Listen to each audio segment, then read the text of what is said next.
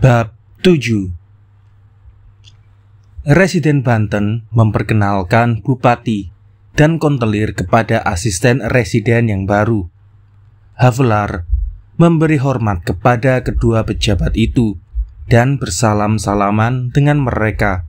Sang Kontelir, selalu ada sesuatu yang tidak enak dalam pertemuan dengan Sep yang baru. Segera diambilnya hatinya dengan beberapa kata yang ramah, seolah-olah ia segera hendak memasukkan semacam keakraban yang akan memudahkan pergaulan. Dengan Bupati pertemuannya adalah seperti seharusnya dengan seorang yang memakai payung keemasan, tapi yang sekaligus pula akan menjadi saudara mudanya. Dengan tegur sapa seorang yang berkedudukan tinggi, ia menegur Bupati mengapa bersusah payah betul dalam udara yang demikian buruk ia datang juga sampai ke perbatasan wilayahnya. Dan memang hal itu menurut aturan sopan santun tidak perlu dilakukan oleh Bupati. Sungguh Tuan Adipati, saya marah kepada Anda bahwa Anda begitu bersusah payah untuk saya. Mula-mula saya kira saya akan bertemu Anda di Rangkas Betung. Saya ingin melihat Tuan Asisten Residen segera mungkin, kata Adipati, untuk bersahabat. Tentu. Saya merasa dapat kehormatan besar. Tapi saya tidak ingin melihat orang yang setinggi pangkat Anda dan usia Anda terlalu berpayah-payah, lagi pula berkuda. Ya, Tuan Asisten Residen, di mana jabatan memanggil saya masih tetap sigap dan kuat. Itu keterlaluan. Bukankah demikian, Residen? Tuan Adipati sangat baik, tapi tak ada batas. Rajin, tambah Residen. Baik, tapi ada batas, kata Havelar sekali lagi, seolah-olah untuk menelan kembali yang dikatakannya sebelumnya. Jika Anda tidak keberatan, Residen, kami akan beri tempat dalam kereta. Babu sisa tinggal di sini. Kami akan kirimkan tandu dari Rangkas Betung untuknya. Istri saya akan memangku Max, ya, Dine, dan tempat cukup bagi saya. Verbrugge, Anda juga akan kami beri tempat. Saya tidak mengerti mengapa. Baik saja, kata Residen. Saya tidak mengerti mengapa Anda harus berkuda, menempuh lumpur. Ada tempat buat kita semua, dan kita segera bisa berkenalan. Bukankah begitu, Tine? Kita akan atur. Sini, Max. Lihatlah Verbrugge. Anak manis bukan? Itulah anak saya, namanya Max. Residen duduk bersama Adipati. Havelar memanggil Verbrugge untuk menanyakan kepunyaan siapa kuda Daug yang memakai selimut merah. Dan ketika Verbrugge melangkah ke pintu pendopo untuk melihat kuda mana yang dimaksudnya, Havelar meletakkan tangannya di atas bahunya dan bertanya, apakah Bupati itu selalu begitu rajin dalam pekerjaan? Ia seorang tua yang masih kuat, Tuan Havelar, dan Anda tentu mengerti bahwa ia ingin memberikan kesan yang baik kepada Anda. Ya, saya mengerti. Saya banyak mendengar yang baik-baik tentang dirinya. Apakah ia halus budi? Oh ya. Dan keluarganya besar? Verbrugge memandang Havelar seolah-olah tidak mengerti perbelokan itu. Memang ini agak sukar bagi orang yang tidak mengenalnya, karena cepatnya ia berpikir. Dalam percakapan-percakapan sering ia melampaui beberapa mata rantai dalam penuturannya, dan betapapun berangsur-angsur peralihan itu terjadi dalam pikirannya. Namun, orang yang tidak begitu cepat atau tidak biasa dengan kecepatannya tidak bisa disalahkan jika pada percakapan demikian memandang kepadanya dengan pertanyaan yang tidak diucapkan di bibir. Apakah Anda gila? Atau bagaimana? Pertanyaan demikian pula yang tampak pada air muka Verbroek. Dan Havelaar harus mengulang pertanyaan itu sebelum ia menjawab. Ya, keluarganya besar sekali. Dan adakah masjid-masjid sedang dibangun dalam wilayahnya? Havelaar melanjutkan dengan nada suara pula yang bertentangan dengan kata-kata itu, seolah-olah hendak menyatakan bahwa ada hubungan antara masjid-masjid itu dengan keluarga besar sang bupati. Verbroek menjawab bahwa orang memang bekerja keras mendirikan masjid-masjid itu. Ya, saya tahu itu, seru Havelaar. Dan coba katakan, apakah banyak orang yang menunggak pembayaran pajak tanah? Ya, pembayaran mestinya bisa lebih baik.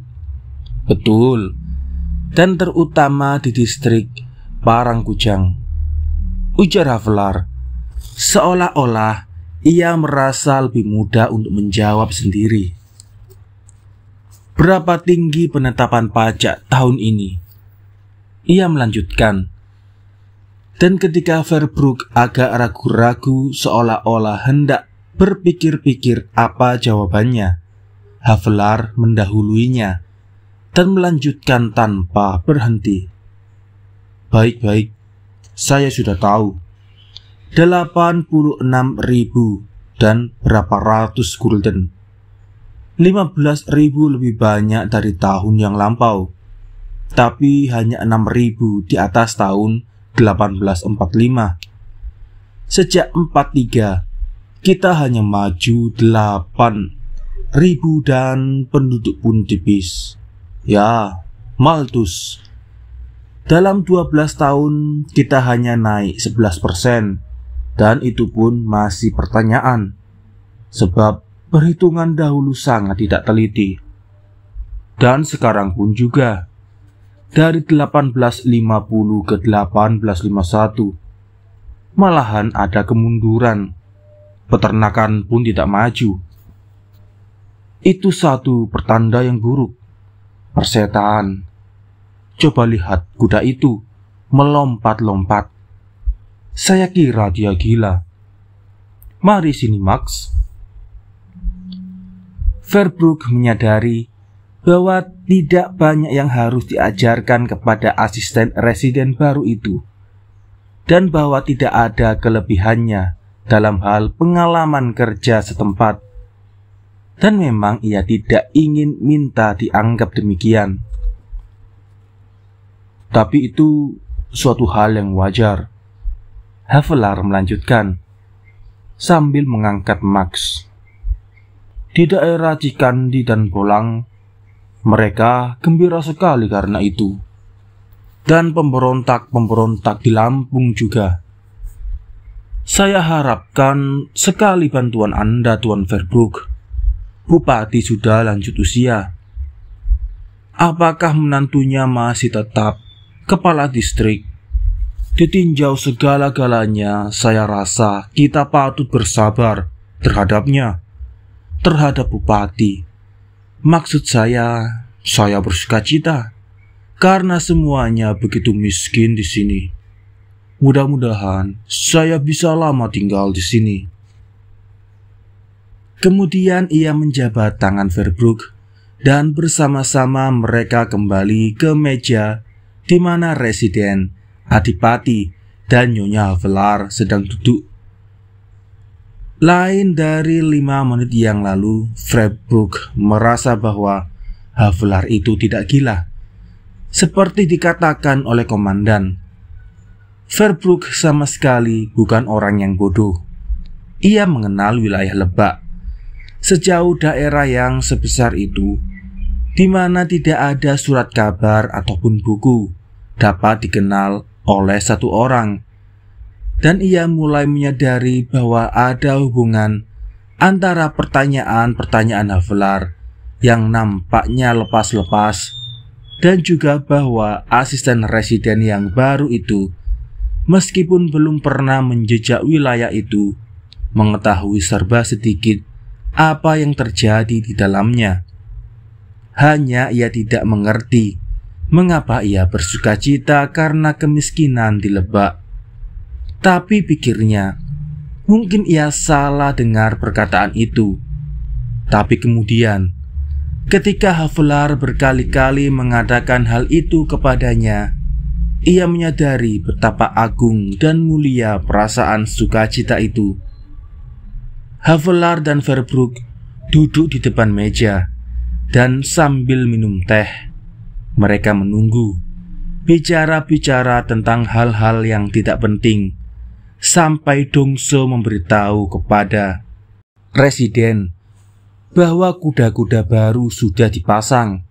Maka masuklah berjejal-jejal sekaliannya ke dalam kereta, lalu berangkat. Agak sukar bercakap-cakap karena kereta tergoncang-goncang dan terbentur-bentur.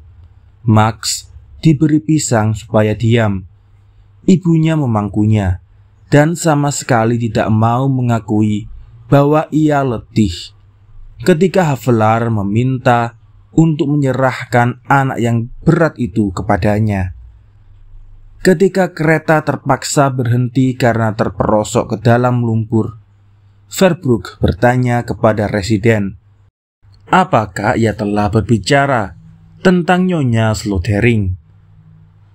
Tuan Havelar mengatakan, tentu saja Fredbrook, mengapa tidak? Dia boleh tinggal pada kami.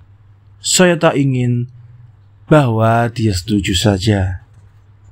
Residen menambahkan sepatah demi sepatah dengan susah payah. Saya tidak mau menutup pintu buat seorang wanita dalam keadaan demikian dengan sendirinya.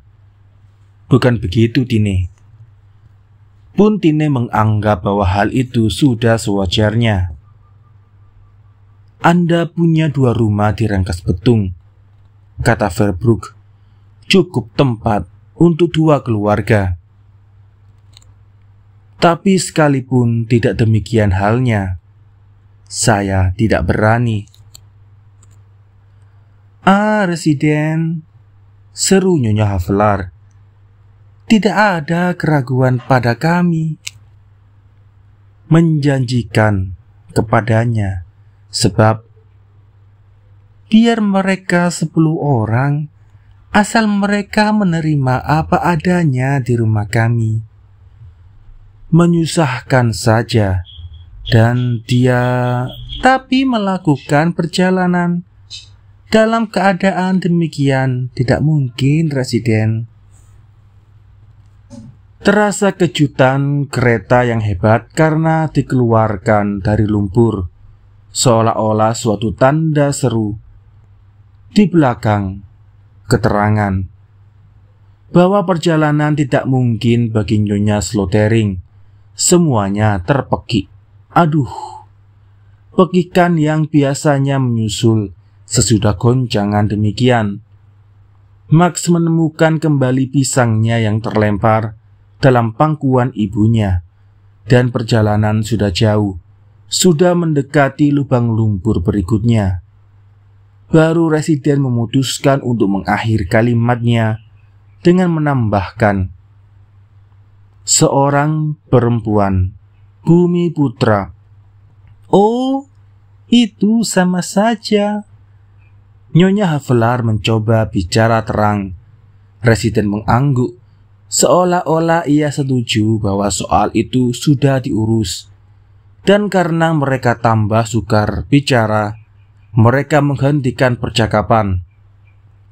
Nyonya Slotering adalah janda asisten residen yang digantikan oleh Havelaar, yang meninggal 2 bulan yang lalu. Verbroek yang buat sementara ditugaskan untuk mengerjakan pekerjaan asisten residen sebenarnya berhak untuk mendiami rumah yang luas itu, yang didirikan oleh pemerintah Rangkas Betung untuk kepala pemerintah, seperti juga di wilayah-wilayah kabupaten lainnya. Tapi ia tidak menggunakan haknya itu. Sebagian karena khawatir harus pindah pula cepat-cepat dari situ. Sebagian pula untuk membiarkannya dipergunakan oleh janda itu dengan anak-anaknya. Selanjutnya, tempat cukup luas. Sebab, kecuali rumah asisten residen yang besar itu, di samping itu, di pekarangan yang sama, masih ada sebuah rumah lagi yang dahulu dipakai untuk kediaman asisten residen, dan meskipun sudah agak runtuh, tapi masih cukup baik untuk ditinggali. Nyonya Slotering meminta kepada residen untuk membicarakan dengan pengganti suaminya, supaya ia boleh meninggali rumah tua itu, sampai ia bersalin beberapa bulan lagi. Permohonan inilah yang oleh Havelaar dan istrinya dikabulkan dengan senang hati, sebab mereka sangat terbuka hatinya menerima tamu-tamu. Residen mengatakan bahwa Nyonya Slotering adalah seorang perempuan Bumiputra. Ini perlu dijelaskan kepada pembaca yang tidak pernah tinggal di Hindia. Kalau tidak, orang akan mengira bahwa yang dimaksud ialah seorang perempuan Jawa Tulen, hal mana adalah keliru. Masyarakat Eropa di Hindia terbagi dalam 2 golongan yang jelas batasnya, orang Eropa Tulen dan mereka yang meskipun menurut undang-undang tunduk di bawah hukum yang sama, tidak lahir di Eropa, dan sedikit banyak mempunyai darah Bumiputra dalam tubuhnya. Demi menghormati pengertian-pengertian peri kemanusiaan di negara Hindia, saya segera harus menambahkan bahwa betapapun tajamnya batas yang ditarik orang dalam pergaulan masyarakat antara kedua jenis oknum itu, yang di mata orang Bumiputra sama-sama bernama orang Eropa. Namun pembatasan itu sama sekali tidak bersifat bengis. Seperti halnya di Amerika, ada pemisahan tingkat golongan. Saya tidak menyangkal bahwa dalam hubungan itu masih tetap banyak hal-hal yang tidak adil dan memuakkan, dan bahwa kata liplap sering saya dengar sebagai bukti betapa jauh masih orang bukan liplap, yakni orang kulit putih terpisah dari peradaban yang sesungguhnya. Memang bangsa liplap hanya sebagai, kecuali dibiarkan masuk ke dalam pergaulan, biasanya mereka tidak dianggap penuh. Jika saya boleh memakai ungkapan yang sangat umum itu, tapi jarang penolakan atau anggapan rendah semacam itu dikemukakan atau dipertahankan sebagai suatu prinsip. Setiap orang bebas memilih lingkungannya sendiri, dan tidak bisa orang Eropa totok disalahkan. Jika ia lebih suka bergaul dengan orang sebangsanya dari dengan orang yang tidak sama kesan-kesan dan pikiran-pikirannya dengan dia, tidak kita persoalkan apakah derajat moral dan intelektualnya lebih tinggi atau lebih rendah, atau, dan inilah mungkin sebab utama, yang prasangka-prasangkanya menjurus ke arah lain daripadanya. Seorang liplap untuk mempergunakan istilah yang dianggap lebih sopan, seharusnya saya katakan apa yang disebut anak bumi putra. Tapi izinkanlah saya tetap menggunakan kata sehari-hari itu yang lahir dari aliterasi saya, tidak bermaksud menghina dengan perkataan itu.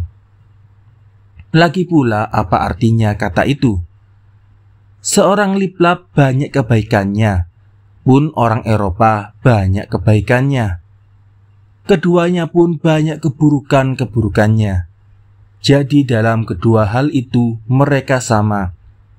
Tapi kebaikan dan keburukan yang menempel pada masing-masing mereka itu terlalu berbeda-beda, sehingga pada umumnya pergaulan mereka tidak akan menyenangkan bagi kedua belah pihak. Tambahan pula, dan dalam hal ini pemerintah membuat kesalahan banyak. Orang liplap seringkali tidak mendapat pendidikan yang baik. Soalnya, sekarang bukan bagaimana seharusnya seorang Eropa jika ia sejak kecilnya terhambat dalam pendidikannya.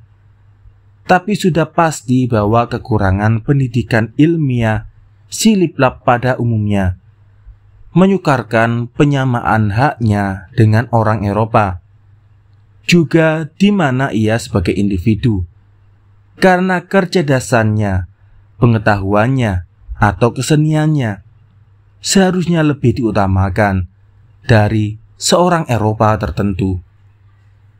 Ini pun bukan sesuatu yang baru. Adalah menjadi politik Willem sang penakluk untuk mengutamakan seorang Normandia yang paling tidak berarti di atas seorang Saksen yang paling berpendidikan. Dan tiap orang Normandia membanggakan keunggulan bangsa Normandia pada umumnya untuk minta diakui, juga di mana ia tidak berarti apa-apa tanpa pengaruh sepesukuannya sebagai pihak yang berkuasa.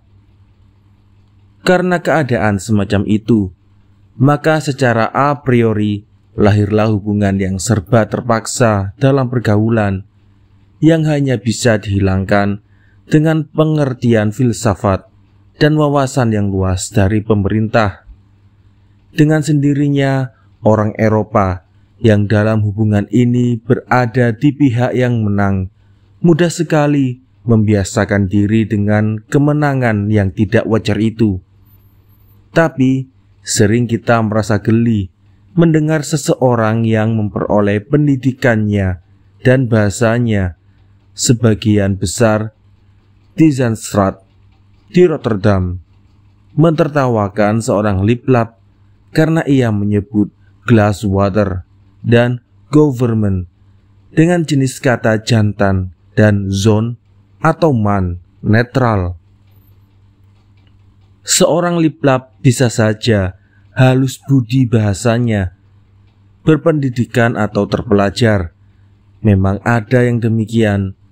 Tapi apabila orang Eropa yang berpura-pura sakit supaya bisa diturunkan dari kapal di mana ia jadi tukang cuci piring, dan yang mendasarkan basa-basinya pada kata-kata "we" dan "Verexcuser", mengepalai sebuah perusahaan dagang yang mendapat keuntungan luar biasa atas nila dalam tahun 1800 sekian, tidak jauh sebelum ia memiliki toko itu, di mana ia menjual ham dan senapang pemburu. Apalagi orang Eropa semacam itu mengetahui bahwa orang liplap yang paling terpelajar pun sukar membedakan H dan G, maka ia akan menertawakan orang itu yang tidak tahu perbedaan antara H dan G. Tapi supaya ia jangan tertawa, ia pun seharusnya mengetahui bahwa dalam bahasa Arab dan Melayu, H dan H ditulis dengan satu huruf, bahwa Hieronymus melalui Geromino berubah menjadi Jerome, bahwa Huano kita jadikan Guano bahwa Wan adalah Hans Kohn, bahwa Kous berasal dari Hose, dan bahwa Wilhelm dalam bahasa Belanda kita ucapan Willem atau Willem. Tapi itu terlalu sukar bagi orang yang mencari untung dalam nila. Dan orang Eropa demikian tentu saja tidak bisa bergaul dengan orang liplap seperti itu. Saya mengerti bagaimana Willem berasal dari Gauwilaum. Dan saya harus mengakui bahwa saya, terutama di Maluku, berkenalan dengan banyak orang liplap yang keluasan pengetahuannya mengagumkan saya dan yang membuat saya berpikir bahwa kita orang Eropa, betapapun banyaknya fasilitas pada kita, seringkali dan bukan saja secara perbandingan jauh ketinggalan dari orang-orang paria yang miskin itu, dan sejak lahirnya harus berkelahi dengan kedudukan yang lebih rendah, kedudukan rendah yang disengaja tidak adil, yang dibuat-buat dan berkelahi melawan prasangka gila terhadap warna kulitnya. Tapi Nyonya Slotering sekali bebas, tetap bebas dari membuat kesalahan-kesalahan dalam bahasa Belanda, karena ia berbicara dalam bahasa Melayu. Kita akan melihatnya nanti ketika kita minum teh dengan Havelaar, Tine, dan Max kecil di serambi muka tempat kediaman asisten residen di Rangkas Betung, di mana rombongan musafir kita akhirnya tiba dengan selamat sesudah tergoncang-goncang dan terantuk-antuk dalam kereta. Residen yang hanya datang untuk melantik asisten baru dalam jabatannya mengatakan bahwa ia ingin pulang hari itu juga ke Serang karena Havelaar pun menyatakan keinginannya untuk segera bekerja, sibuk sekali, dan diadakanlah persetujuan bahwa setengah jam lagi akan diadakan pertemuan di serambi besar depan rumah Bupati. Verbrugge sudah siap sedia. Dari jauh-jauh hari ia telah memerintahkan kepala-kepala distrik, patih, kliwon, jaksa, penagih pajak, beberapa orang mantri, dan semua pejabat Bumi Putra yang harus menghadiri upacara itu untuk berkumpul di ibu kota. Adipati pamitan lalu pulang ke rumahnya. Nyonya Havelaar melihat-lihat rumahnya yang baru dan sangat puas, terutama karena kebunnya luas. Justru baik untuk Max yang harus banyak menghirup udara segar. Residen dan Havelaar masing-masing masuk ke sebuah kamar untuk berganti pakaian, sebab pada upacara yang akan dilangsungkan diwajibkan memakai pakaian resmi yang ditentukan. Sekitar rumah berkumpul beratus-ratus orang yang telah mengiringi kereta residen dengan berkuda, atau yang mengiringi kepala-kepala yang berhimpun itu. Polisi dan opas-opas kantor ramai mondar-mandir. Pendeknya, pada segalanya tampak bahwa kesepian di tempat yang terlupa itu untuk sementara berganti dengan kesibukan. Tidak lama kemudian, sebuah kereta yang indah kepunyaan Adipati masuk pekarangan. Residen dan Havelaar pakaiannya berkilauan dengan emas dan perak, tapi mereka tersandung-sandung pada pedangnya. Mereka masuk ke dalam kereta dan dibawa ke rumah Bupati, di mana mereka disambut dengan gong, gamelan, dan alat-alat musik memakai senar. Pun Verbrugge yang telah mengganti pakaiannya yang berlumpur sudah sampai di sana. Kepala-kepala bawahan duduk dalam lingkungan besar. Menurut cara ketimuran, duduk di atas tikar di bawah, dan di ujung serambi yang panjang itu ada sebuah meja di mana residen, adipati, asisten residen, kontelir, dan beberapa orang kepala mengambil tempat duduk.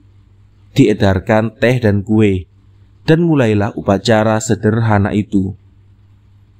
Residen berdiri dan membacakan keputusan Gubernur Jenderal, di mana disebutkan bahwa Tuan Max Havelaar diangkat jadi asisten residen daerah Banten Kidul atau Banten Selatan, sebagaimana Lebak disebut oleh anak bumi putra. Lalu diambilnya lembaran negara, di mana termaktub sumpah yang harus diucapkan pada waktu menerima jabatan umumnya. Bunyinya ialah bahwa untuk diangkat atau dinaikkan pangkatnya menjadi, orang tidak boleh pernah menjanjikan atau memberikan sesuatu kepada seseorang, tidak akan menjanjikan atau memberikan sesuatu, bahwa ia akan setia dalam segala keadaan kepada Sri Baginda Raja Negeri Belanda, patuh kepada wakil Sri Baginda di daerah-daerah Hindia, bahwa ia dengan cermat akan mematuhi dan menyuruh patuhi undang-undang dan peraturan-peraturan yang telah diberikan dan akan diberikan, dan bahwa ia dalam segala hal akan bertindak sebagai, di sini, asisten residen yang baik. Sesudah itu tentu saja menyusul kata-kata sakramentil, semoga Tuhan Maha Kuasa membantu saya. Havelaar mengulangi menyebutkan kata-kata yang diucapkan itu. Sebenarnya dalam sumpah itu mestinya sudah dianggap termasuk janji untuk melindungi penduduk bumi putra terhadap penghisapan dan penindasan. Sebab jika orang bersumpah akan menegakkan hukum-hukum dan ketentuan-ketentuan yang ada, cukuplah ia memperhatikan sekian banyak aturan-aturan tentang itu. Dan tahulah ia bahwa sebenarnya tidak perlu ada sumpah khusus mengenai itu. Tapi rupanya pembuat undang-undang menganggap kebaikan yang berlebih-lebihan tidak merugikan. Nyatanya, kepada asisten residen diminta mengucapkan sumpah khusus, di mana kewajiban itu sekali lagi disebutkan secara jelas. Dan Havelaar sekali lagi bersaksi kepada Tuhan Maha Kuasa bahwa ia akan melindungi penduduk bumi putra terhadap penindasan, penyiksaan, dan penganiayaan. Bagi orang yang halus penglihatannya, akan menarik memperhatikan perbedaan antara sikap dan nada residen dan Havelaar pada upacara ini. Keduanya sudah berkali-kali menghadiri upacara demikian. Jadi perbedaan yang saya maksudkan bukanlah soal tersentuhnya perasaan mereka sedikit banyaknya oleh hal-hal yang baru dan tidak lazim, tapi semata-mata disebabkan karena berbeda-bedanya watak kedua orang itu. Residen bicaranya agak lebih cepat dari biasanya, karena ia hanya membacakan keputusan dan sumpah itu, sehingga ia tidak perlu mencari-cari kata penutup. Namun demikian, segalanya terjadi dengan penuh martabat dan dengan kesungguhan yang memberikan kesan kepada orang yang melihat bahwa ia sangat menganggap penting soal itu. Sebaliknya Havelaar, pada wajah, suara, dan sikapnya ada sesuatu. Ketika ia dengan jari diangkat mengulangi menyebutkan sumpah, seolah-olah hendak berkata, itu sudah dengan sendirinya, pun tanpa Tuhan Maha Kuasa, saya mau melakukannya.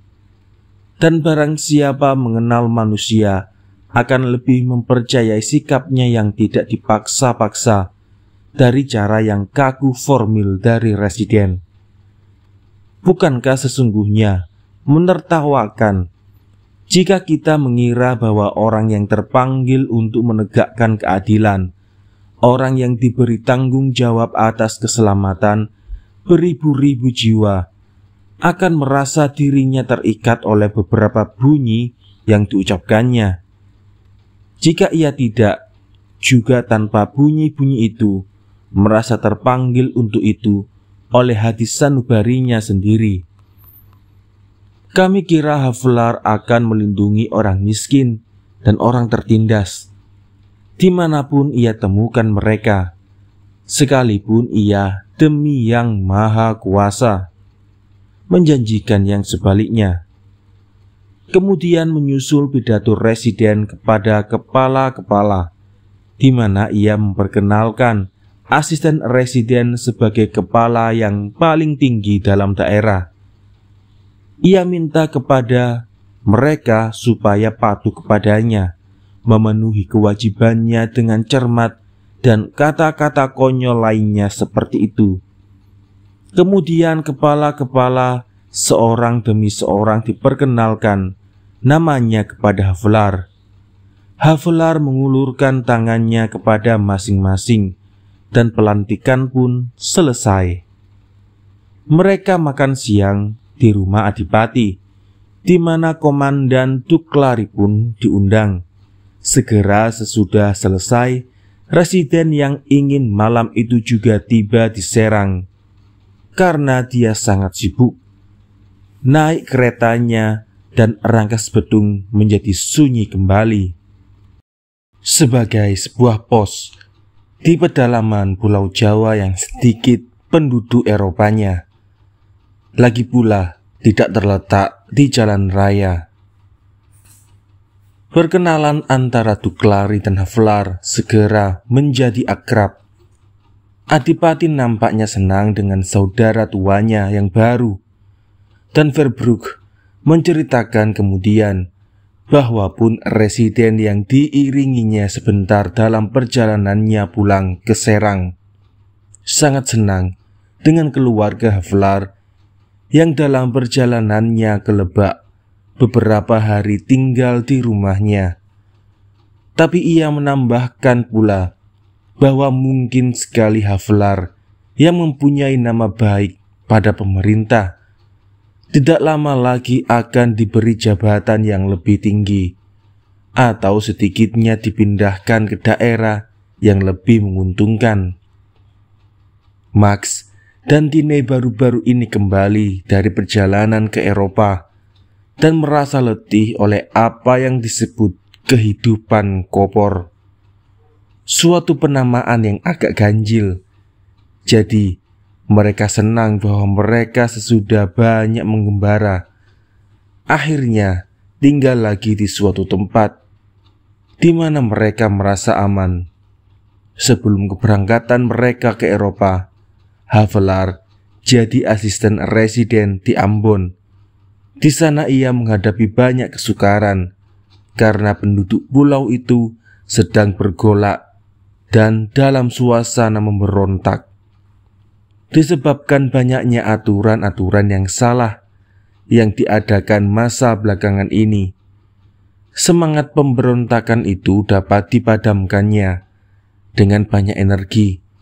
Tapi ia sedih karena sedikitnya bantuan yang diberikan kepadanya dari pihak atasan, dan kesal oleh buruknya pemerintahan yang telah berabad-abad membinasakan penduduk dan merusak daerah-daerah Maluku yang indah itu. Coba baca apa yang dikatakan tentang itu sudah dalam tahun 1825 oleh Baron van der Capellen. Tulisan-tulisan pencipta manusia itu dapat Anda baca dalam Indisch Stadsblad tahun itu, dan sejak itu keadaan tidak bertambah baik. Karena kesal memikirkan semua itu, Havelaar jatuh sakit, dan ini menyebabkan ia minta perlop ke Eropa. Sebenarnya pada penempatan kembali, ia berhak memilih tempat yang lebih baik dari daerah Lebak yang miskin dan jauh dari makmur itu. Sebab lingkungan kerjanya di Ambon jauh lebih penting, dan di sana ia bebas, tanpa seorang residen di atasnya. Lagi pula sebelum ia berangkat ke Ambon, ada pembicaraan untuk menaikkan pangkatnya jadi residen. Karena itu, orang merasa heran mengapa ia dikirim ke daerah yang begitu sedikit penghasilan ekstra dari hasil buminya. Kebanyakan orang mengukur pentingnya suatu jabatan kepada keuntungan tambahan semacam itu. Tapi ia sendiri tidak mengeluh mengenai hal ini. Keinginannya untuk dihormati tidak begitu rupa, sehingga ia mau mengemis-mengemis, minta pangkat lebih tinggi atau keuntungan lebih besar. Dan keuntungan itulah sebenarnya yang diperlukannya. Sebab dalam perjalanannya di Eropa, uang sedikit yang dikumpulkannya dalam tahun-tahun sebelumnya habis dipergunakannya. Malahan, ia terpaksa meninggalkan hutang di sana. Jadi ia terus terang saja miskin. Tapi tidak pernah ia bermaksud mencari keuntungan dengan jabatannya. Dan ketika ia ditunjuk untuk bekerja di Lebak, dengan senang hati ia berniat untuk membayar hutang-hutangnya dengan berhemat. Dan istrinya yang sederhana dalam selera dan kebutuhannya berjanji akan membantunya dalam hal itu. Tapi Havelaar tidak pandai berhemat. Ia sendiri dapat membatasi diri kepada yang perlu-perlu saja. Tapi bila orang lain memerlukan bantuan, ia tidak bisa menahan diri untuk menolong. Dia sendiri tahu bahwa ini adalah suatu kelemahan. Ia memikirkan dengan pikirannya yang sehat betapa tidak adil ia menolong seseorang, sedang ia sendiri lebih memerlukan pertolongan. Ia merasakan ketidakadilan itu lebih keras lagi jikapun Tinenya dan Max, yang keduanya sangat dicintainya, menderita sebagai akibat kemurahan hatinya. Ia menyalahkan kebaikan hatinya sebagai kelemahan, sebagai keriahan, sebagai keinginan untuk berlagak sebagai pangeran yang menyamar. Ia berjanji akan memperbaiki dirinya, tapi selalu jika ada orang yang datang kepadanya mengatakan bahwa ia menjadi korban nasib yang buruk, ia pun lupa segalanya lalu memberikan bantuan. Padahal ia mempunyai pengalaman yang pahit sebagai akibat dari sifatnya yang terlalu baik itu. 8 hari sebelum Max lahir, ia tidak mempunyai apa-apa untuk membeli buayan, tempat tidur anak kesayangannya itu. Dan tidak lama sebelumnya, ia mengorbankan barang perhiasan istrinya yang sedikit untuk menolong seorang yang pasti keadaannya lebih baik daripadanya. Tapi semua itu sudah lama pula lampau ketika mereka tiba di Lebak. Dengan tenang dan gembira mereka menempati rumah itu, di mana mereka mengharap akan tinggal beberapa waktu. Dengan perasaan nikmat yang aneh, mereka memesan perabot di Betawi yang akan memberikan segalanya suasana comfortable dan akrab. Mereka saling menunjukkan tempat di mana mereka akan makan pagi, di mana Max kecil akan main-main, di mana perpustakaan akan ditaruh, di mana ia malam hari akan membacakan apa yang ditulisnya hari itu. Sebab ia terus menuliskan pikiran-pikirannya di atas kertas. Sekali waktu itu semua dicetak, kata istrinya, dan tahulah orang siapa Max, suaminya.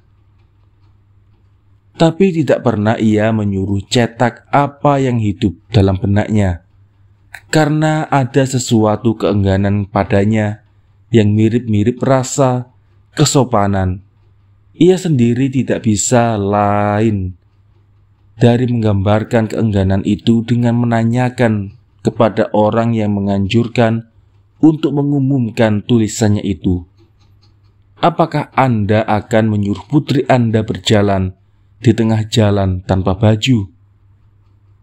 Ini adalah pula salah satu bautet yang membuat orang sekitarnya mengatakan bahwa Havelaar itu seorang yang aneh. Dan saya tidak akan mengatakan yang sebaliknya. Tapi jika kita mencoba menerjemahkan caranya yang tak lazim, maka mungkin kita akan menemukan dalam pertanyaan yang aneh mengenai pakaian anak gadis itu teks untuk suatu uraian mengenai kesucian pikiran yang takut kepada pandangan orang lewat, yang kasar, yang menyembunyikan diri dalam selimut keengganan yang suci. Ya, mereka akan bahagia di rangkas petung. Havelaar dan istrinya, Tine. Satu-satunya yang menekan jiwa mereka ialah hutang-hutang yang ditinggalkannya di Eropa. Ditambah lagi dengan ongkos-ongkos perjalanan kembali ke Hindia yang belum terbayar, dan pengeluaran-pengeluaran untuk perabot rumah. Tapi bukankah mereka akan hidup dari separuh dari sepertiga penghasilannya? Barangkali ia segera akan jadi residen dan dapatlah segalanya diatur dalam beberapa tahun saja. Meskipun aku merasa sayang Tine untuk meninggalkan Lebak, sebab banyak yang harus dikerjakan di sini. Kau harus hemat sekali, manis. Mungkin kita bisa lunaskan semua, juga tanpa kenaikan pangkat. Dan aku ingin tinggal lama di sini. Anjuran untuk berhemat tak perlu ia tunjukkan kepadanya.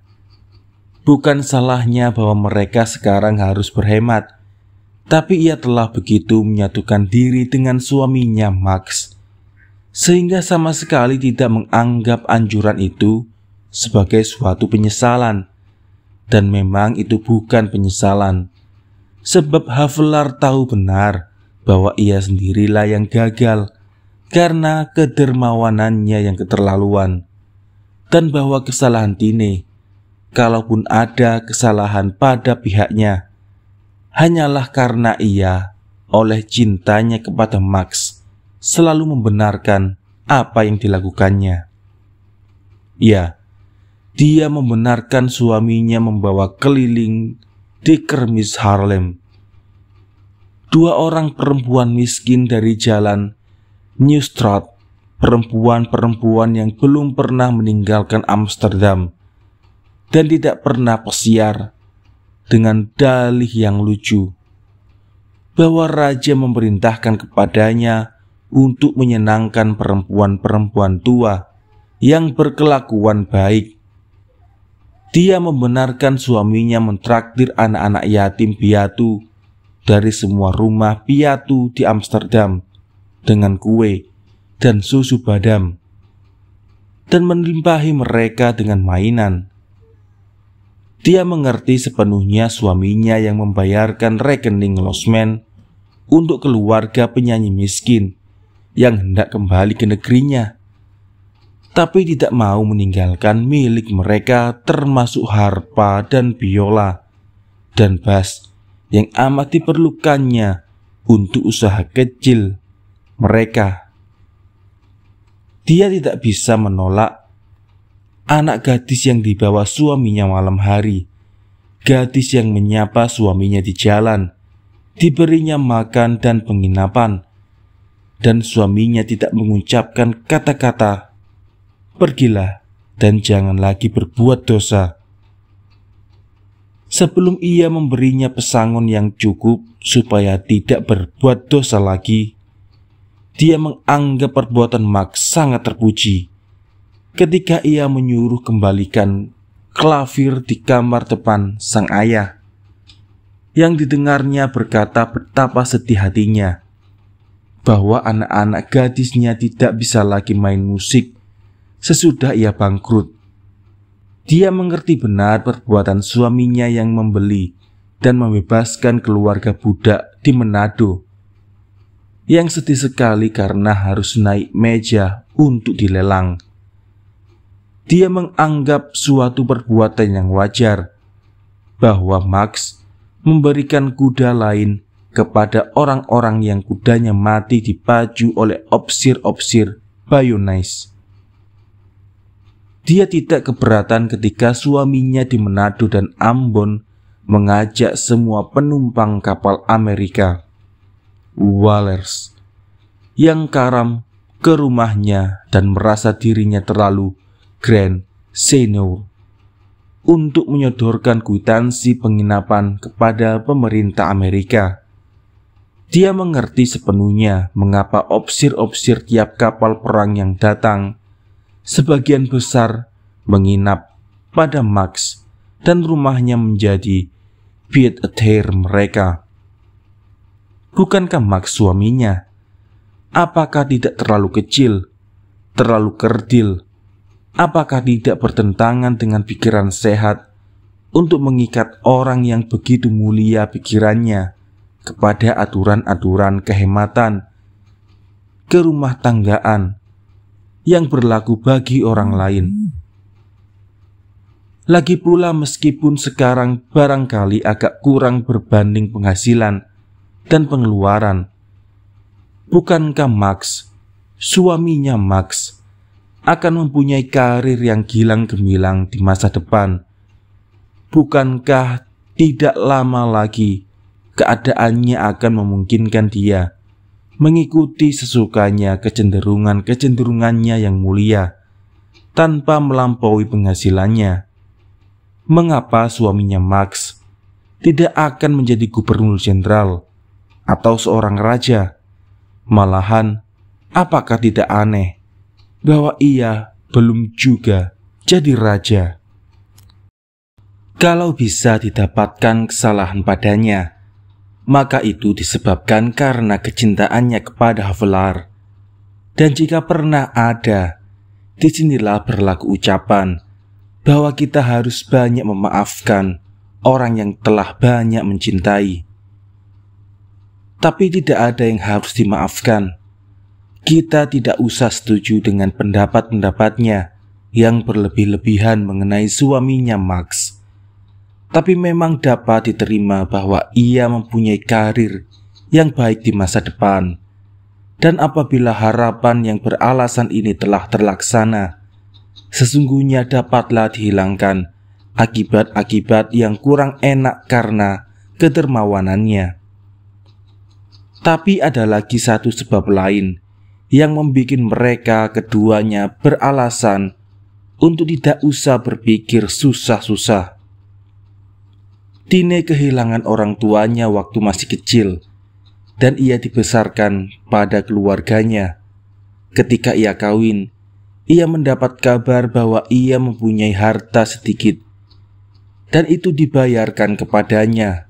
Tapi Havelaar menemukan dalam beberapa surat masa lampau dan beberapa catatan lepas yang disimpan Tine dalam sebuah peti kecil yang didapatnya dari ibunya, bahwa keluarganya dari pihak ayah maupun ibunya kaya sekali. Tapi ia tidak mengerti di mana, karena apa, atau bila kekayaan itu hilang. Dia sendiri yang tidak pernah punya perhatian dalam hal keuangan, sedikit sekali atau sama sekali tidak bisa menjawab. Ketika Havelaar mendesaknya untuk memberikan beberapa keterangan mengenai harta benda keluarganya dahulu, kakeknya Baron Van W menyingkir ke Inggris bersama William kelima dan menjadi kapten kavaleri dalam tentara Hertford, New York. Rupanya ia hidup berfoya-foya dan menjadi kapten kavaleri dalam tentara Hertford, New York. Rupanya ia hidup berfoya-foya dengan anggota-anggota keluarga stadtholder yang menyingkir itu. Dan itulah yang kata orang menjadi sebab maka kekayaannya habis tandas. Kemudian di Waterloo ia tewas dalam suatu serangan sebagai husar di bawah pimpinan Borel. Mengharukan membaca surat-surat ayah Tine kepada ibunya, di mana ia mengeluh telah mencari dengan sia-sia mayat ayahnya di tengah medan pertempuran. Ayah Tine ketika itu seorang pemuda 18 tahun yang sebagai letnan dalam pasukan itu, dan serangan yang sama kena palu pedang di atas kepalanya yang menyebabkan ia 8 tahun kemudian mati gila. Dari pihak ibunya, Tine ingat bahwa kakeknya hidup mewah sekali, dan dari beberapa surat-surat ternyata bahwa ia memiliki perusahaan pos di Swiss, seperti yang sekarang ini masih kedapatan di sebagian besar negeri Jerman dan Italia. Cabang penghasilan itu merupakan apanage dari raja-raja Thurn dan Taxis. Ini membuat orang menduga bahwa ia mempunyai kekayaan yang besar. Itu pun tidak ada atau sedikit sekali berpindah kepada keturunan yang kedua, oleh sebab-sebab yang sama sekali tidak diketahui. Sesudah perkawinannya barulah Havelaar mendengar sedikit apa yang dapat diketahuinya, dan dalam pengusutannya ia heran bahwa peti kecil yang saya sebutkan tadi dan yang disimpan oleh istrinya bersama isinya karena perasaan hormat, tanpa menduga bahwa di dalamnya mungkin ada surat-surat yang penting dari sudut keuangan, telah hilang dengan cara yang tidak dapat diterangkan. Meskipun ia tidak mencari keuntungan, namun berdasarkan hal ini dan banyak hal-hal lainnya, ia membangun gambaran bahwa di belakang semua ini tersembunyi suatu roman intim, dan kita tidak bisa menyalahkannya bahwa ia yang untuk cara hidup mempunyai banyak keperluan itu akan suka hati jika roman itu diakhiri secara menggembirakan.